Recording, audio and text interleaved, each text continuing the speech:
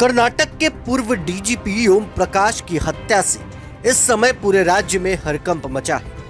हर कोई ये सोचने को मजबूर है कि यह घटना क्यों और किन परिस्थितियों में हुई।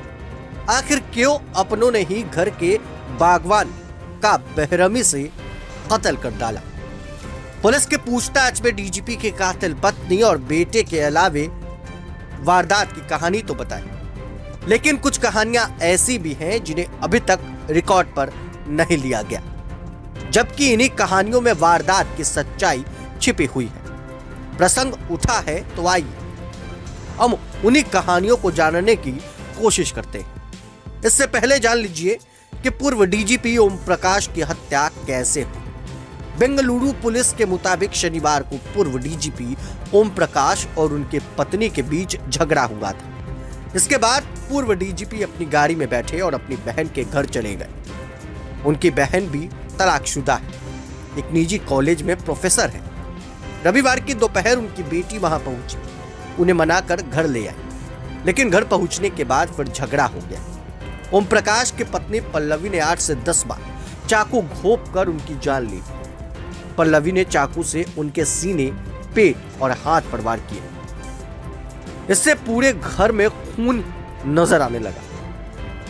अचानक हुए इस हमले के बाद खून से लथपथ पूर्व डीजीपी अपने घर में गिरकर करीब 20 मिनट तक तड़पते रहे। इस दौरान पल्लवी और उनकी बेटी वहीं पर खड़े होकर उन्हें मरता हुआ देखती रही। वहीं जब पूरी तरह मामला शांत हो गया तो पत्नी पल्लवी ने HSR लेआउट पुलिस को फोन कर घटना की जानकारी दी।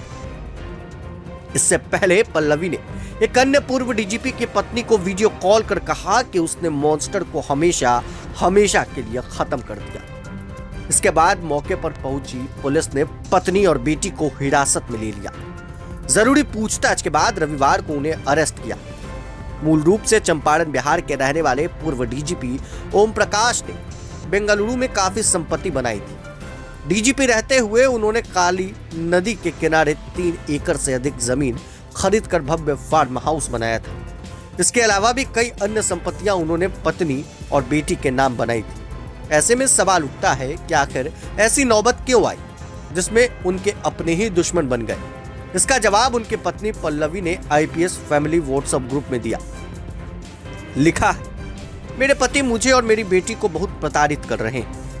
वह अक्सर बंदूक तान देते हैं और गोली मारने की धमकी देते हैं। इससे एक और कहानी बताई जा रही है। यह कहानी पूर्व डीजीपी की संपत्ति को लेकर है। बताया जा रहा है कि पूर्व डीजीपी का एक फार्म दांदेली में है। वह इस फार्म को अपनी बहन के नाम पर कर दिए थे। इसके बाद से उनके घर में खटपट शुरू हो गई। इसके अलावा पूर्व डीजीपी के पास बेंगलुरु में 2 मकान है। इसमें एक फ्लैट कावेरी जंक्शन स्थित प्रेस्टीज अपार्टमेंट में है, जहां उनका कत्ल हुआ। पूर्व डीजीपी के बेटे कार्तिकेश ने भी वारदात की एक कहानी बताई। उसने पुलिस में अपनी मां पल्लवी और बहन प्रीति के खिलाफ मुकदमा दर्ज कराते हुए बताया कि उसकी मां पल्लवी 1 हफ्ते से पिता ओम प्रकाश को टॉर्चर कर रही थी, उन्हें जान से मारने की धमकी दे रही थी। इसकी वजह से उनके पिता घर छोड़कर बुआ सारिता के घर चले गए। बाद में उसकी बहन कृति वहां पहुंची और उन्हें मनाकर घर ले आई। कार्तिकेश के मुताबिक इसी बीच 20 अप्रैल की शाम को उसे डोमलूर स्थित कर्नाटक गोल्फ एसोसिएशन में जाना पड़ गया। इस दौरान उसके पिता की हत्या हो गई। कार्तिकेश ने बताया कि पड़ोसी की सूचना पर वह घर वापस लौटा।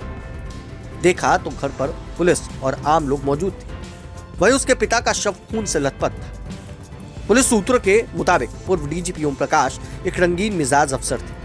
क्योंकि घर में पत्नी से आए दिन झगड़े हो रहे थे, इसलिए वह ज्यादातर समय अपने फार्म हाउस पर ही गुजारते थे। बताया जा रहा है कि इस फार्म हाउस पर अक्सर हाई प्रोफाइल पार्टियां होती थी। इसमें हर वह काम होते थे जो सभ्य समाज में वर्जित है। यह बात खुद पल्लवी ने भी अपने व्हाट्सएप चैट में स्वीकार किया और बताया कि उसके पति के कई लड़कियां और महिलाओं से अवैध संबंध थे। पल्लवी ने पूर्व डीजीपी के इन अवैध संबंधों को लेकर कई बार विरोध किया, यहां तक कि उनके साथ मारपीट की। पूर्व डीजीपी की कातिल पत्नी पल्लवी का दावा कुछ और ही है। उसका कहना है कि उसके आत्मरक्षा में इस वारदात को अंजाम दिया। अब आने वाले वक्त में कई और चौंकाने वाले खुलासे हो सकते हैं। साथ आपका बहुत बहुत शुक्रिया। चैनल को लाइक, शेयर और सब्सक्राइब करना ना भूलें और कमेंट करके हमें बताएं आप किस विषय में न्यूज़ देखना चाहते हैं। धन्यवाद।